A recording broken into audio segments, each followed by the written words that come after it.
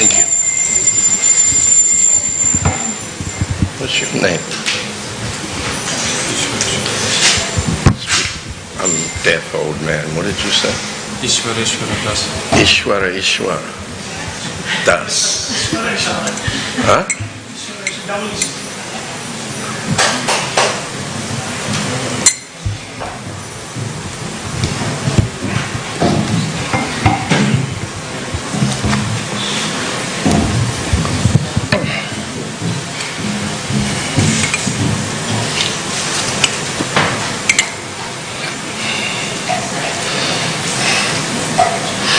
Good morning, everyone. Good morning. Hare Krishna. Thank you for taking the trouble to come. So many things you could be doing on a Sunday morning apart from being here, but you chose to come to Krishna's temple, so that's extraordinary, to say the least, in this age. We think about the fact that we're sitting in a very closely compacted population of approximately 5 million people. So those few of you who've taken the trouble to come to Krishna's temple on a Sunday morning are very extraordinary people.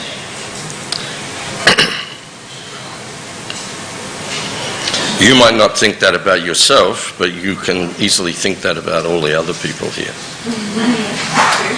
which is a very important principle. There was once a monastery near the Black Forest in Germany, and due to the influence of time, it had been reduced to 4 monks, a very elderly abbot and 3 other not too far behind him elderly monks. And the abbot was getting very concerned about the future because there were just 4 of them there and nobody else was coming along. So he thought about it for a while, quite a while, what to do. And eventually he remembered that he'd had some association with a rabbi in the nearby city some years before. So he went to see that rabbi about his predicament and asked the rabbi, perhaps you could give me some idea of what to do about this situation. And then the rabbi said, well, actually I'm in the same situation here. Due to the influence of the times, nobody's interested anymore. So I really don't know what to say to you. I have no solution. So the abbot was a little disappointed with that, but he was glad to have the association of a like-minded person who was in the same situation as him. So they bid their farewells, and the abbot was leaving to go back to the monastery. And just as he was leaving, the rabbi said, well, there is one thing that I could perhaps say to you. Just remember that the Messiah is amongst you. And that struck the abbot very deeply. And all the way home he was thinking about that. The Messiah is amongst us. And then he was contemplating the fact that, well, I'm not the Messiah. So maybe one of these other three men with us now, maybe one of them is the Messiah. So when he arrived back, the monks were very eager to hear what had happened, and he recounted what had happened with the rabbi, and that the rabbi had no solution to the problem, but did make the statement as he was leaving that the Messiah is amongst you. And that struck all the other three monks also very deeply, that on the one hand they thought, well, it's not me, so it must be one of these others. So in that way their attitude to each other changed. They began to develop a very deep respect for the good qualities of all the other monks. And there's a great lesson in that, because there's the old adage that familiarity breeds contempt. And we should very much guard against that, developing any contemptuous attitude towards any other devotees, because we don't know who they are, and we don't know what they will do. They might not necessarily be doing too much in the present moment, or apparently not, but we don't know what the future holds for anyone.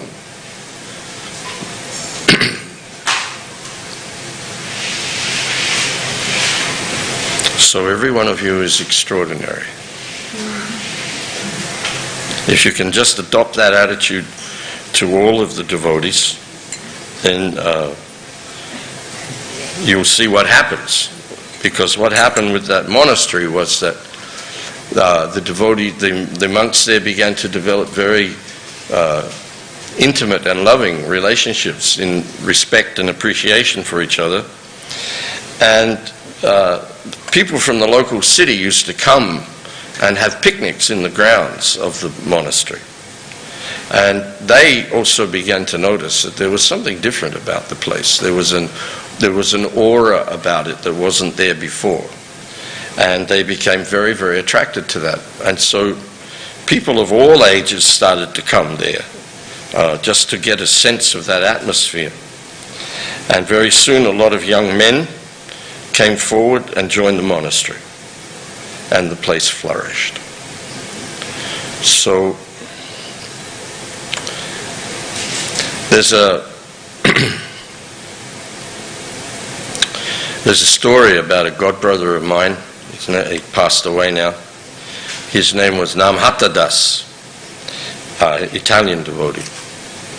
And in the 1980s, another godbrother at that time who was in charge of the Italian Yatra, Sundarupa Prabhu, he came up with the idea that these four main books of Srila Prabhupada's, at that time, the first canto of the Bhagavatam, the Bhagavad Gita, the Nectar of Devotion, and the teachings of Lord Chaitanya,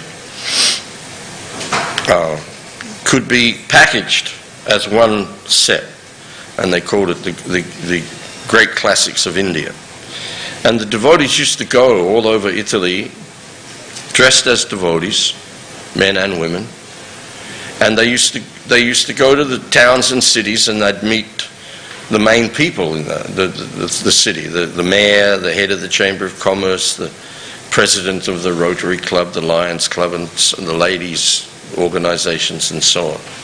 And they'd get contacts, and they'd go and present these books to people. And they were selling them in huge quantities. But anyway, the story goes that Namhata used to go to one particular city on a very regular basis, and there was one man in that city, one businessman, who would never give him an appointment. So this one time he went there, he was very determined to get to this man. So he went to his office early one morning, and he just arrived there, and his receptionist said, well, he's not here. And Namhata said, well, when will he be here? He said, well, he'll come in sometime today. So he just sat there in the reception and waited. And finally the man came in and was a little startled to see him there. And Namhata immediately jumped up and was very respectful to the man and said, please, just give me 10 minutes of your time to make a presentation to you. 10 minutes. So the man said, all right. And they went into his office, and he sat down behind his desk, and he just, okay, you've got my attention, speak. So Namhata gave his 10-minute presentation about the books, kept it completely within 10 minutes. And the man didn't interrupt, just listened and looked at him very closely while he was doing it. And when he'd finished, the man said, I've got one question for you. If I buy these books and I follow what's in these books, will I become like you? And Namhata said, yes, everything I am is what's in these books. The man said, I'll buy them. I'll take them. Now, we are the product. Don't forget that. We are the product. And every single other devotee, we have to see them as a product or a developing product of this process of Krishna consciousness. Not all plants in the ground mature at the same time. But you don't know. We don't know. I used to have a fridge magnet about friendship. And of course, friendship with devotees is the most important thing in your life. Friendship with devotees. Genuine friendship. And it's said about friendship that a true friend is someone who understands your past, believes in your future, and accepts you now just the way you are. So, bear in mind that any soul that comes to this process of bhakti, this practice of devotional service, manushyanam sahasreshu kaschid yatati siddhaye yatatamapi siddhanam kaschin mam veti tatvata. Such a soul is very, very rare. Mahatmanas tumam pata daivim prakritim ashrita. Padancha manaso. What is the third line? What is it? Mahatmanas tumam pata daivim prakritim ashrita vasudeva savamiti. Sa Mahatma sudurlabha. Sudurlabha means very difficult to find such a person. Such a Mahatma, such a great soul is very, very rare. Hare Krishna.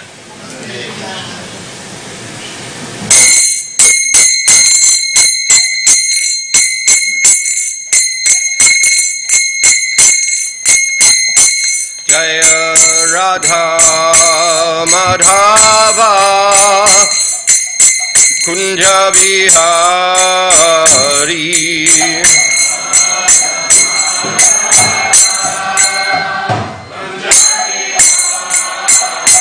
Jaya Radha Madhava Kunja Vihari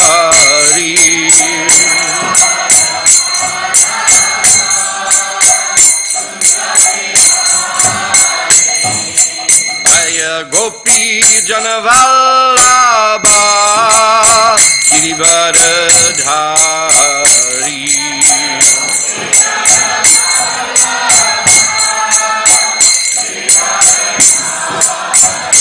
Jai Gopi Janavallabha Girivardhari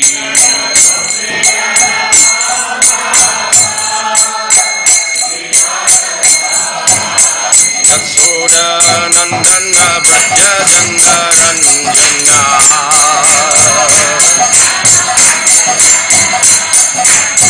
Yasoda Nandana Braja Jandaranjana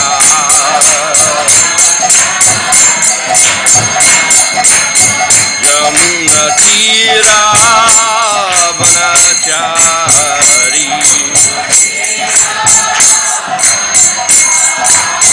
Yamuna Tira Vanachari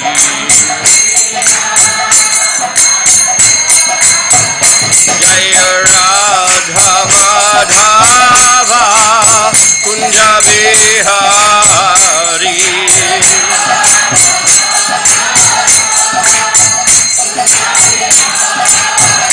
Jaya Radha Madhava Kunja Bihari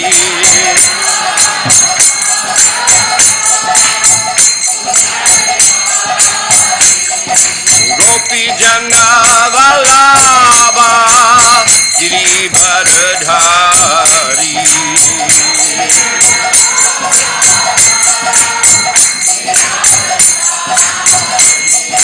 Gopi Jana Vallabha Girivardhari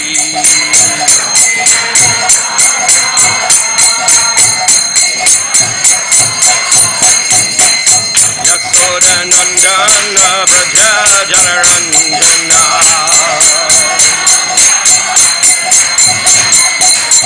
Yasoda Nandana Braja Janaranjana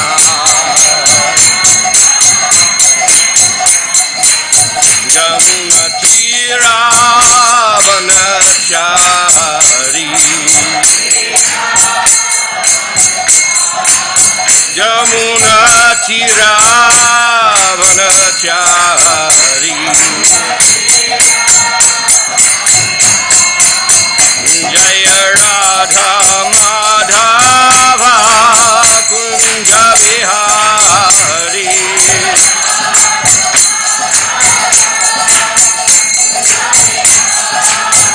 Jaya Radha Madhava Kunja Bihari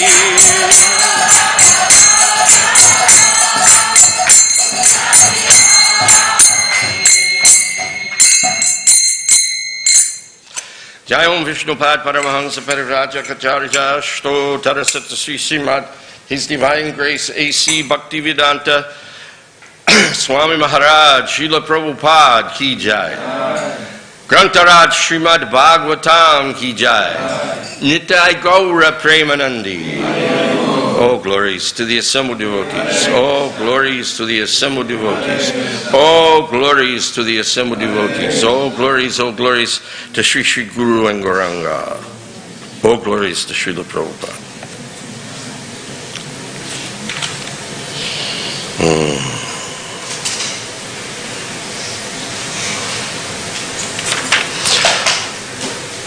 Om Namo Bhagavate Vasudevaya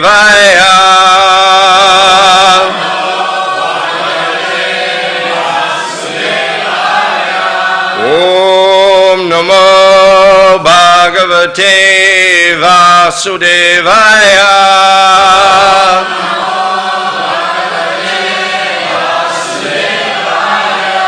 Om Namo Bhagavate Vasudevaya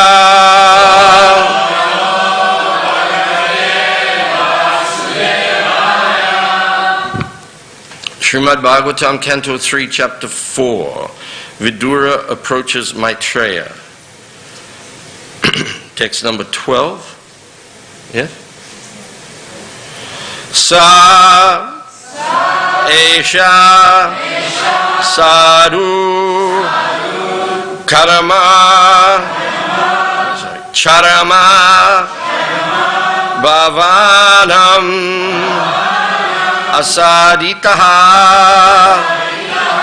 Te Mat Anugraha Yat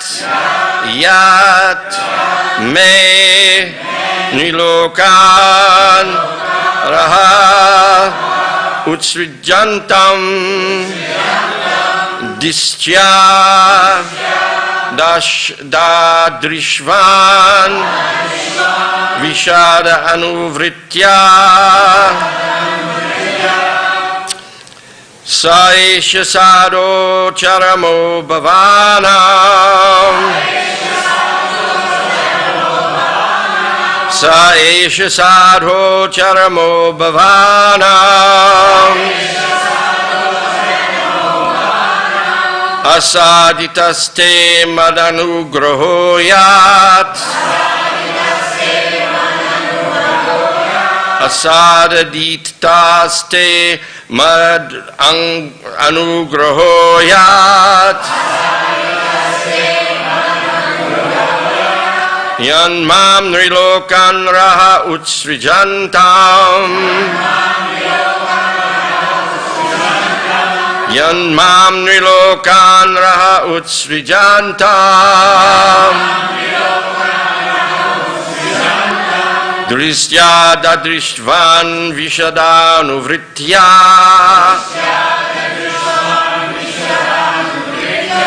Drisya Dadrishtvan Vishadanuvritya start again. Drisya Dadrishtvan Vishadanuvritya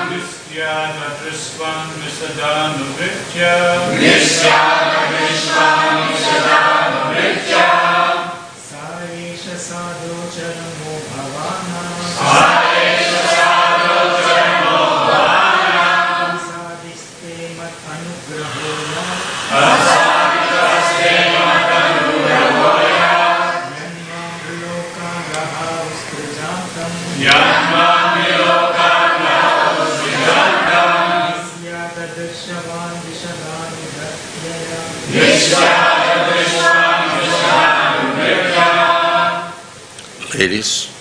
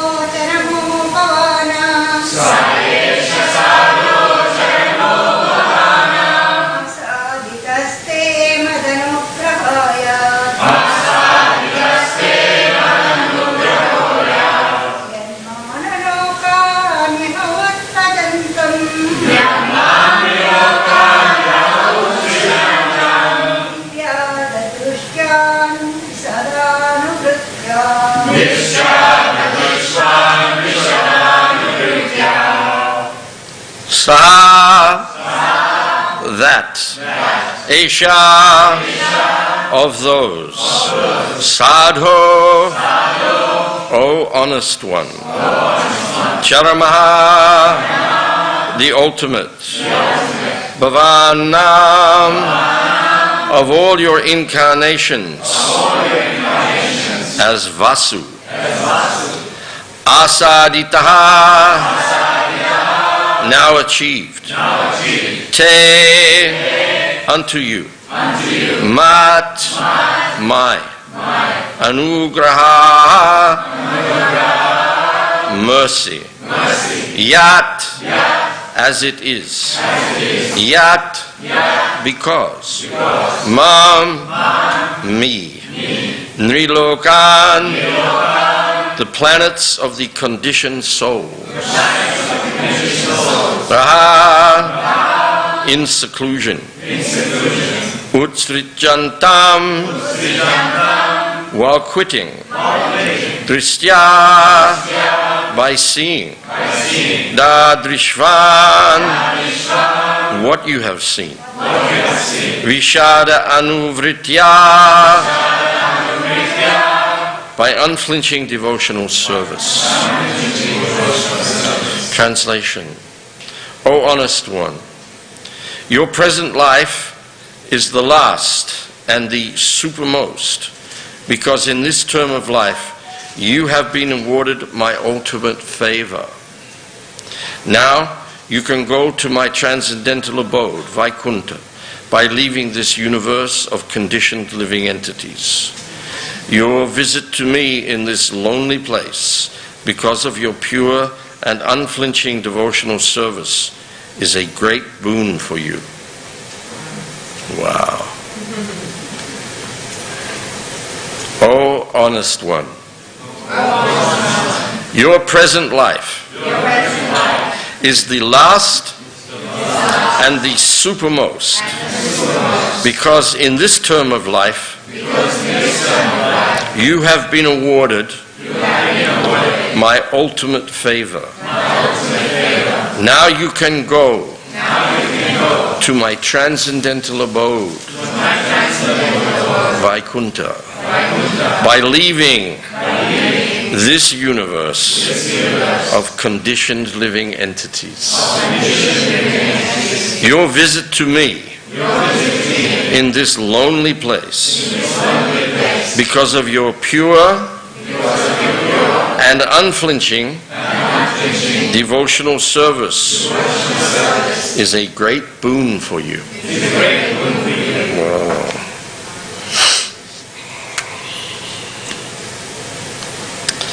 Purport by Srila Prabhupada. When a person is fully conversant with knowledge of the Lord, as far as can be known by a perfect living entity in the liberated state, he is allowed to enter into the spiritual sky where the Vaikuntha planets exist. The Lord was sitting in a lonely place, just about to disappear from the vision of the inhabitants of this universe. And Uddhava was fortunate to see him even at that time, and thus receive the Lord's permission to enter Vaikuntha. The Lord is everywhere at all times, and his appearance and disappearance are merely the experience of the inhabitants of a particular universe. He is just like the sun. The sun does not appear or disappear in the sky. It is only in the experience of men that in the morning the sun rises and in the evening the sun sets. The Lord is simultaneously both in Vaikuntha and everywhere, within and without Vaikuntha. Umagyanati mirandasya gananjana shalakaya chakshurunmiritam jena tasmae Shri Gurave namaha. Mukam karoti vachalam pangum langayate girim jatkripa tamaham vande Shri Gurun dinataranam. Namaum Vishnupadaya Krishna Prishnaya Bhutale Srimate Bhaktivedanta Swami Niti Namine Namaste Saraswati Deve Gauravani Pracharine Nirvishesha Sunyavadi Paschacha Deshatarane Vanchakalpa Trubhyascha Kripa Sindho Vevacha Patitanam Pavanebhyo Vaishnavebhyo Jai Shri Krishna Chaitanya Prabhu Nityananda Shri Advaita Gadadhar Shivasari Gaura Bhakta Vrinda. Hare Krishna. Hare Krishna, Krishna Krishna, Hare Hare, Hare Rama, Rama Rama, Hare Hare. What a beautiful verse.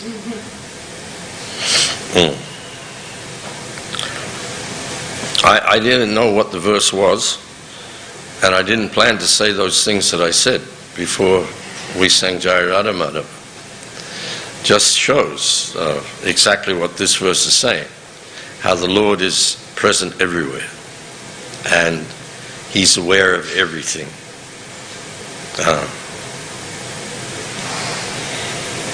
Everything. Everything. Vedaham samatitani vatamanani chajuna bhavishyani chabutani mam tu veda nakaschana. I know everything that has happened in the past, all that is happening in the present, and everything that is yet to come. I also know all living entities, but me, in this universe, no one knows. And as the verse says here, when a person is fully conversant with the knowledge of the Lord as far as can be known by a perfect living entity in the liberated state, as far as can be known, Krishna is unlimited, so it is not possible to know everything about him. I think I've talked about that idea before, the idea of conception. Our philosophy is achintya beda beda tattva. Achintya meaning you can't sort it out, you can't work it out for yourself. Chintya means to work it out. So achintya means you can't work it out. It means you can't get a full conception of the Lord. You can't get your mind around him. If you did, then your mind would be greater than Krishna, because your mind would contain everything about Krishna. But that is an impossibility. Krishna is inconceivable, uncontainable. We can only know anything about Krishna by the fact that he reveals something about himself. Otherwise, we would never work it out.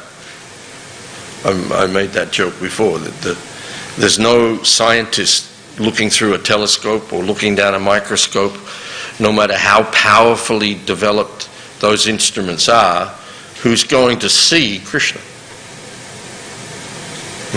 But here we see the Lord is simultaneously both in Vaikuntha and everywhere, within and without Vaikuntha. But we don't see him. We don't have the eyes to see him.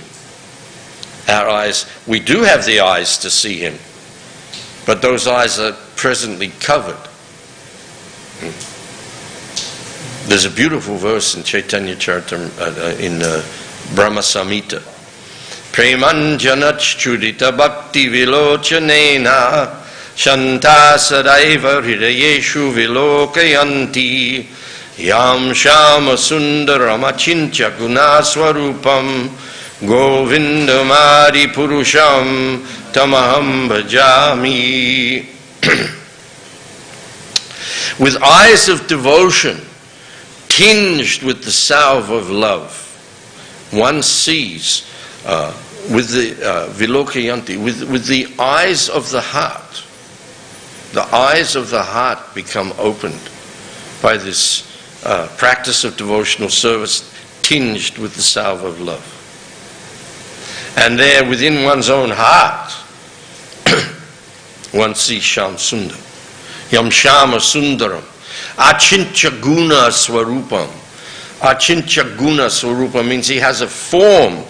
Achintya, an inconceivable form with innumerable and inconceivable qualities. Achintya Guna Swarupam.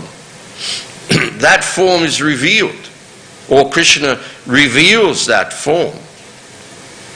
To one who has developed eyes of devotion, which have become tinged with the salve of love. Premanjana means the salve of love. Anjana means salve. You go to India, you get Amrutanjan. Amrut means guava. And they make this salve from pulped up guavas with all other ingredients involved, and you rub it on sore muscles and things like that, and it salves. It's a salve. It gives salvation from that pain. So premanjana means a salve of love. It's something you can't see. That's an interesting thing. Something you can't see. There was an old Beatles song called Chains of Love. And they aren't the kind that you can see. Oh, these chains of love have got a hold on me. So we are dealing with something which is presently beyond the realm of sense perception as we are situated. With these material senses, we're very limited in what we can see and feel and taste and touch and smell. Very limited. Just like, if somebody blew a dog whistle outside now, all the dogs in the neighborhood would start barking. But we don't hear it.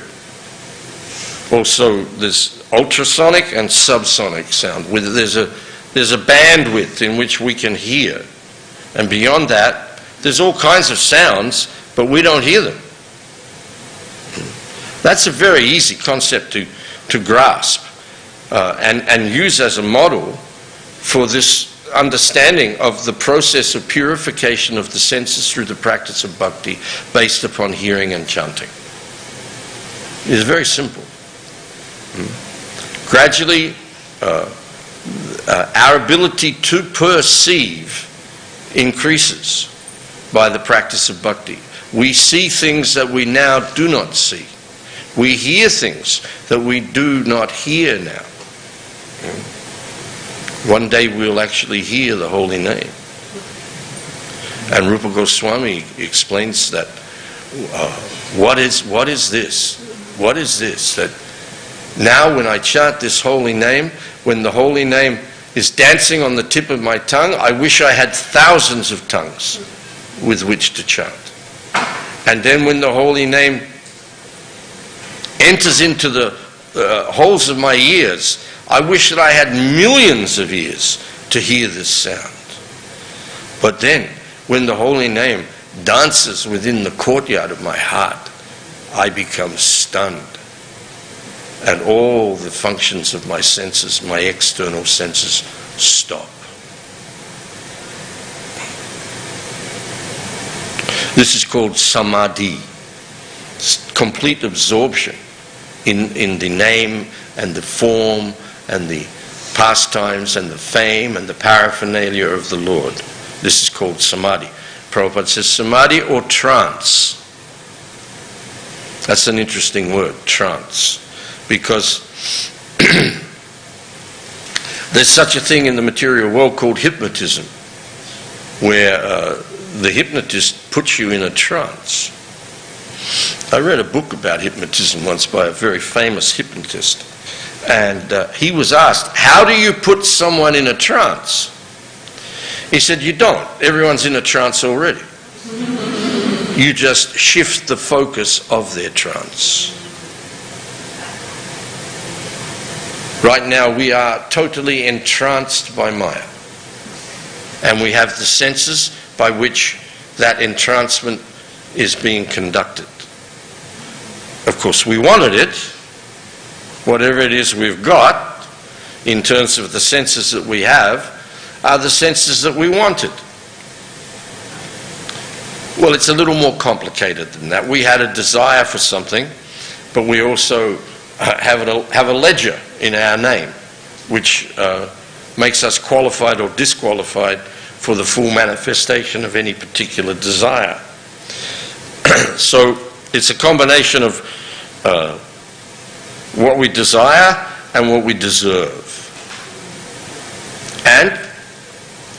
You take the birth, you have to live the life. You get the body, you live the life. Whatever body that may be amongst the 8,400,000 species of life. Which particular variety of body in which particular species you're in is totally tailored to that equation. What do you desire and what do you deserve? What you desire, qualified by what you deserve, equals what you get.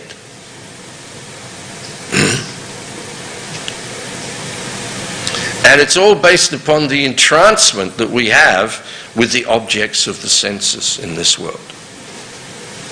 The infinite variegatedness of sense objects gives rise to the infinite variegatedness of desires, which gives rise to the infinite variegatedness of senses that you acquire. And as I said, we are completely entranced by this Maya. And one of the things, Prabhupada explains, one of the things that Maya does, he was giving a lecture about this on the teachings of Queen Kunti, and the curtains of the altar were closed. And he said, just like this, there is a curtain here, the deity is there, but because the curtain is there, we can't see him. Simple as that. Krishna is everywhere. But we've become situated on the other side of a curtain. That curtain is the covering of our senses that we have acquired in the material world due to our infatuation, our obsession with gratification of the senses, by contact of those senses with objects of those senses within the material world. And as a result of all of that, or in order for that situation to result, to come about, we have had to put ourselves under the influence of false ego, which is the first and most subtle and therefore the most malleable element of matter. It is so malleable, just like gold is such a malleable substance.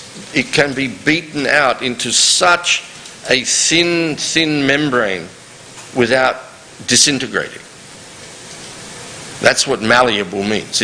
It's malleable up to the point where its integrity begins to disintegrate. But there is no material limit to the malleability of the false ego. So the false ego is changing and shaping and moving all the time.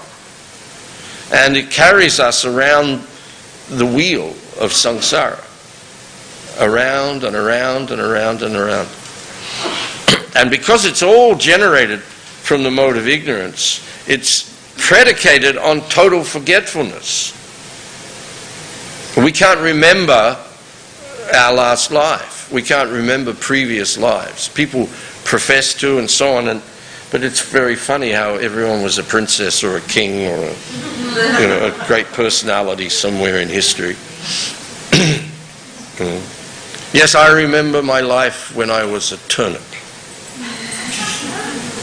No, nobody does that. Everybody wants to be somebody special. But the reality is we live in forgetfulness. And the depth of our forgetfulness, the deepest point of our forgetfulness, is our forgetfulness of ourselves. Forgetfulness of ourselves literally means forgetfulness of Krishna, ourselves in relationship to Krishna, and the particular service that we rendered to Krishna. All gone, all forgotten. And in that situation, life after life after life, we go through the same thing. We live a life within a dream of what we think we are, in contact with the particular senses and body that we are in. We live a life, and it is just like a dream. And within the dream, there's, as Prabhupada said, there's daydreams, there's night dreams. It's all dreams, dreams, dreams. And then it's over, and we have to shed this body, but already within this body, the false ego has moved on to a conception of where we'd like to be next. And we get carried to there through that equation. What you want, qualified by what you deserve. And this is going on forever and ever, without end. Once you're in, there's no out.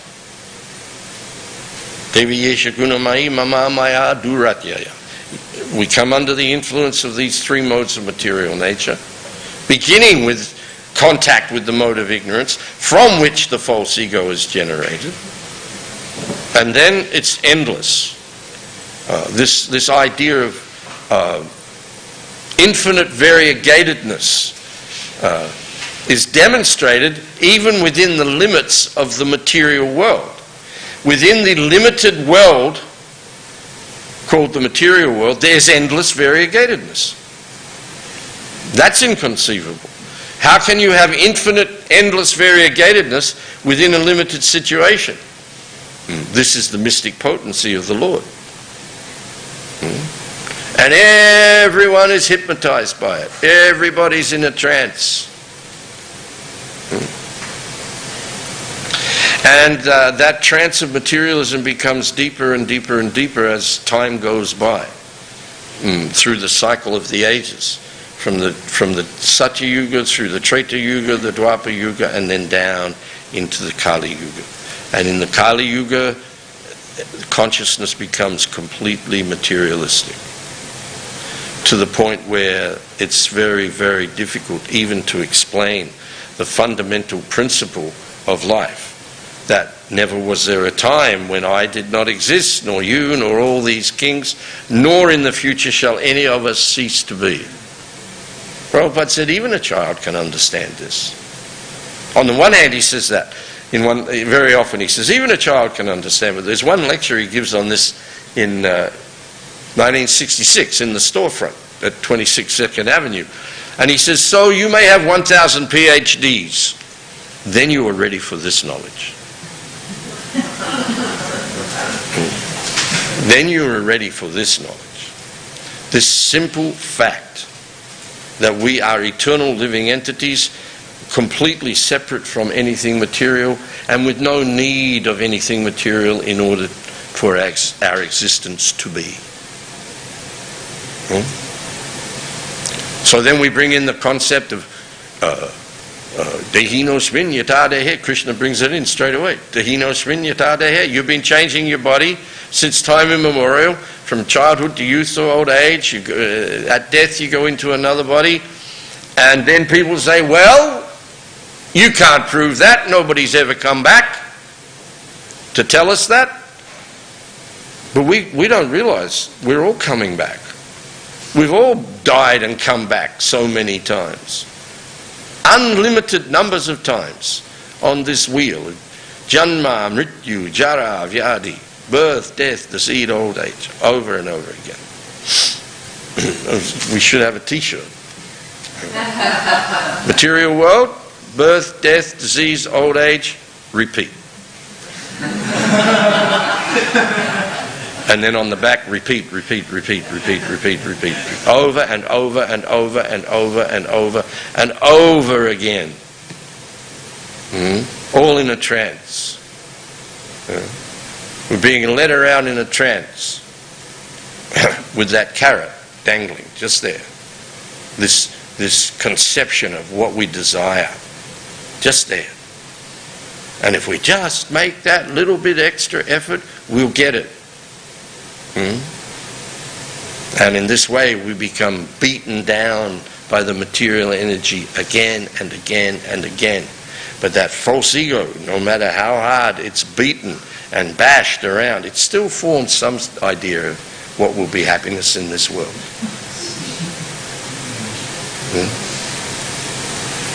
So that's all the material world. That's the trance of the material world. So, as I said earlier, the hypnotist says, you can't put anyone in a trance. You just have to shift the focus of their trance. And I was talking about this idea last week of how we're transitioning in this life. It's a transition from being entranced by Maya to becoming entranced by Krishna. But it's a disease we have. This entrancement is like we've drunk something that's